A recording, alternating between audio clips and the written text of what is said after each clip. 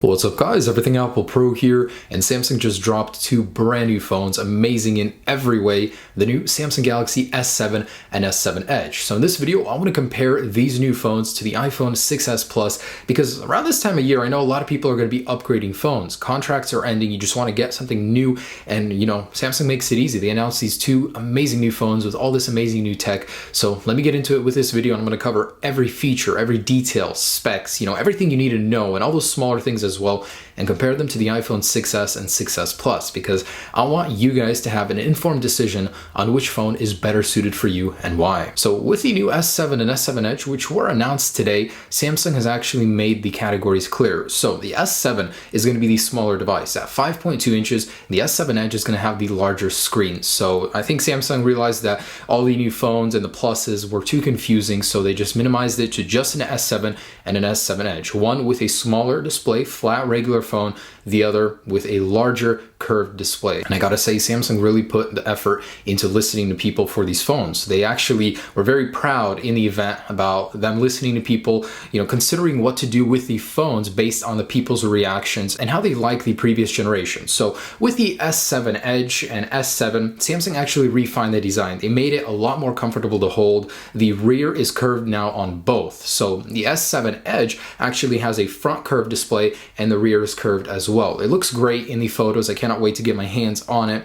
And they say that they focused a lot on one-handed usability, because phones nowadays, as the screens get larger, they get more and more difficult to use. And I gotta say, the 6s Plus has been a pain to use with one hand for me. The curved edges, the huge bezels on it make it very uncomfortable to use one-handed, especially for long periods of time. And with the S7 Edge, what Samsung's goal was to make the S7 Edge more functional and actually usable with one hand. So you'll actually be able to scroll through many things. It'll be like widgets in the notification center on iPhones on the edge of the display. And I thought that was a really great touch. So we have reachability with the iPhone, where the screen will come down with the double press, but it's really not the same as just having it more accessible to your fingers with one hand. Upon first appearance, the S7 Edge doesn't look all that different. It's actually very similar. There's a little bit less bezel, the home button is more square, the cameras are just a little bit larger, and everything is on the inside, and there is quite a lot that's changed. I think that Samsung S7 changed more going from S6 to S7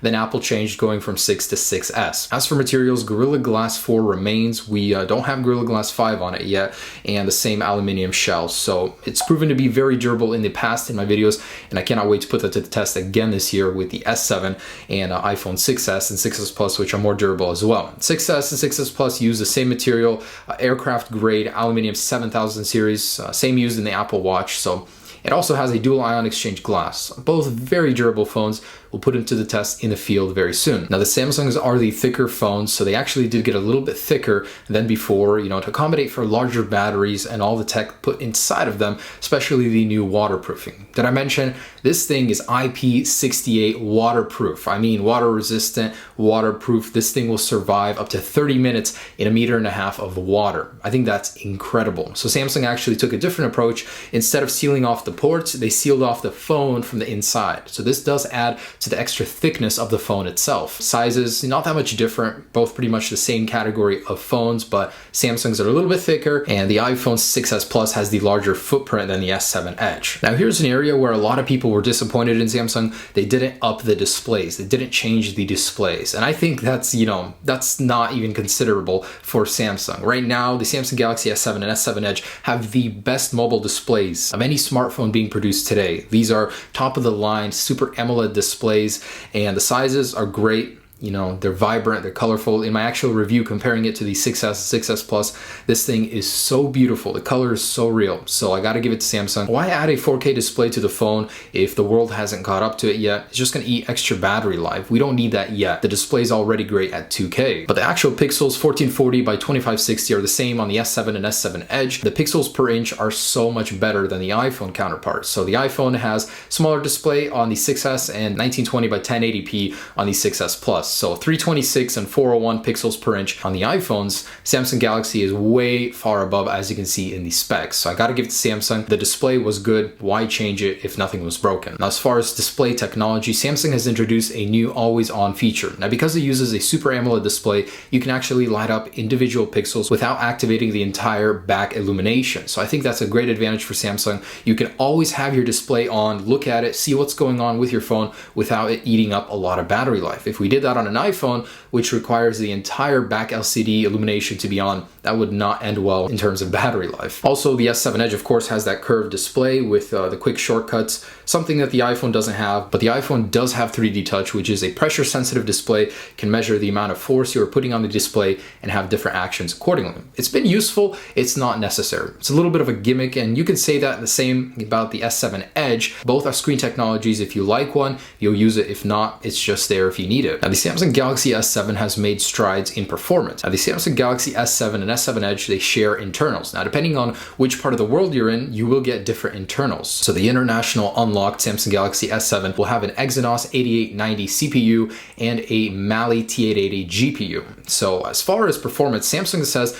30% improved CPU performance versus the Galaxy S6. GPU performance seems to jump a lot more every year for both iPhones and Samsung. So CPU performance is the harder one to get. Now, if you're in the States like me, you'll get a Snapdragon 820 CPU. That includes 4 cores that are 2.15 gigahertz and 4 that are 1.6 gigahertz, and it alternates between them, depending on which one you need for better battery life. The iPhone 6s Plus, that 1.8 gigahertz dual core CPU, it doesn't look impressive on paper. The specs are a lot lower, but in performance, it actually did outperform the S6, quite reliably in almost every single test. So I'm very curious to see how these compare now. And in case you guys didn't know, the S7 and S7 Edge are the true competitors of the 6S and 6S Plus. The S6 was competing with the iPhone 6. Now they're up to level because of the weird refresh cycles of both of these manufacturers. Things are a little strange, but now these are the true competitors of each other. And an Adreno 530 GPU will be included stateside in the S7 and S7 Edge. So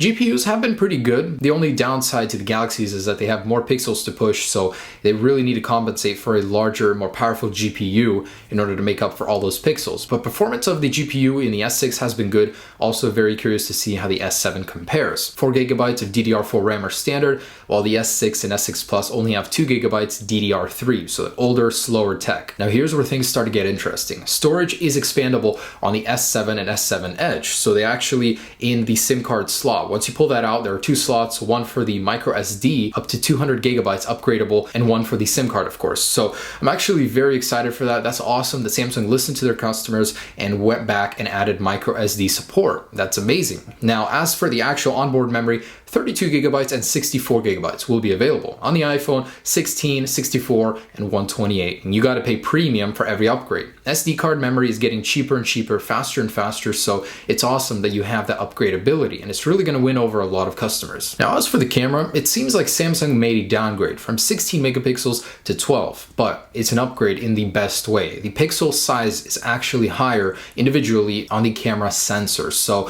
what this means is you will get top-notch low light performance. In the actual keynote, they compared it to the 6S Plus, and I gotta say, I was very impressed. The pixel sizes are about 33% larger than the iPhone 6S Plus, and the aperture itself is a 1.7 f-stop, so that will let in more light. The pixels will be able to capture that light, and in low light performance, you will get unparalleled quality. Now, this thing is also dual pixel, so the S7 and S7 Edge actually will use 100% of the pixels in order for focus. This is one of the highlights that Samsung actually talked about. Basically, the S7 and S7 Edge have the fastest focus, better than laser focus, better than the focus pixels on the iPhone.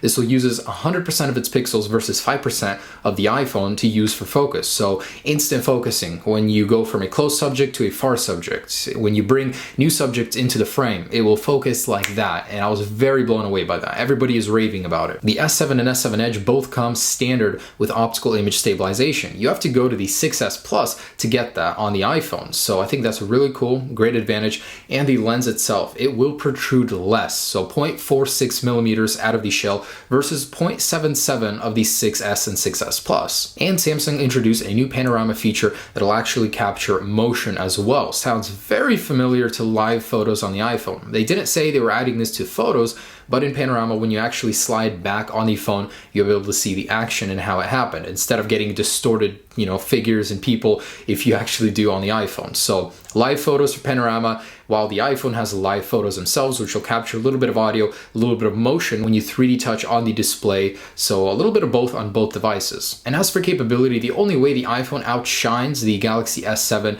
is in terms of slow motion, which it can capture 240 frames per second instead of 120 at 720p. Now the iPhone still has a little bit of an advantage in some areas on the camera. The sapphire lens crystal cover, which is actually unparalleled in terms of clarity, and True Tone flash for front and rear cameras. So it'll flash the screen or the back LED flash to get a color temperature appropriate for your environment to get the perfect picture every time. 5 megapixel front-facing shooters on both, 1.7 f-stops on the Galaxy and 2.2 on the iPhone. So definitely better low light on the Galaxy as well. Now I gotta say, battery-wise, Samsung really stepped it up this time. 3000 mAh versus 1715 on the iPhone 6s. That's almost double the battery life. With the new efficient internals, this thing will be a killer. All-day battery life, no problem. Now when it gets to the S7 Edge, 3600 mAh versus 2750, still a clear advantage here in the battery. Man, 20% larger than the S6 and S6 Edge. Now we don't know if that's going to reflect 20% better battery life, a little bit more or less. We don't know that yet, but who's going to complain about getting 20% more battery life? Even though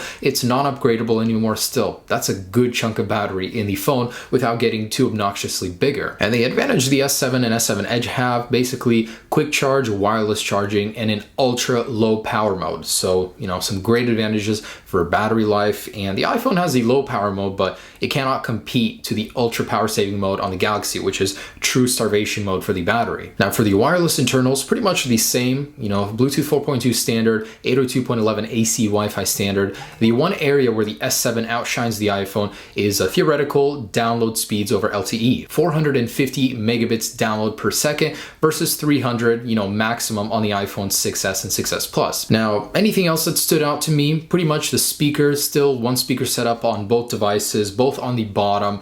The Galaxy S7, the waterproofing, that's going to be a huge killer.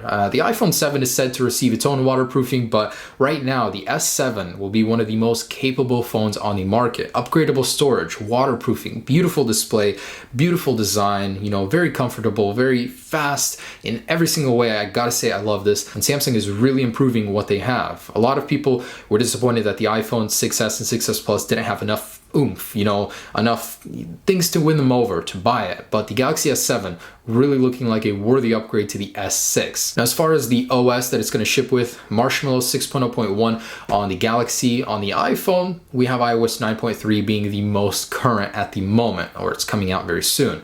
So, you can pick and choose between these, which one you like more. But I gotta say, there's a lot of features on Android I like that the iPhone doesn't have, and vice versa as well. Prices aren't official yet, but they're expected to start at $700 for the S7 and $800 for the higher storage option, $800 for the S7 Edge, and $900 for the higher option. On the iPhone, we all know the storage sizes and the prices. They're not very fair nowadays, but hopefully the iPhone 7 improves upon that. The S7 only has 2 color options, a black and a gold, whereas the iPhone 6s and 6s Plus have 4 color options. The S7 Edge has another additional color option, a silver titanium, so it's exclusive to the larger size. And that's it. So the new S7 and S7 Edge, I'm gonna have full reviews, comparisons, everything very soon, as soon as they're out. But man, this thing is gonna be amazing. It's already looking to shape up to be an iPhone killer. And as much as I love the iPhone, I cannot help but appreciate when companies add features we actually want and need to these phones that'll help us in our daily lives. I mean, better one-handed usability, waterproofing. You don't have to worry about rain. You don't have to worry about using your phone in the shower anymore, or whatever it is. It's awesome. So guys, thanks so much for watching. Stay tuned for many more updates about these phones and how they compete. Have a great day. Enjoy your current phone until I force you to upgrade with a comparison video. Just kidding, but peace.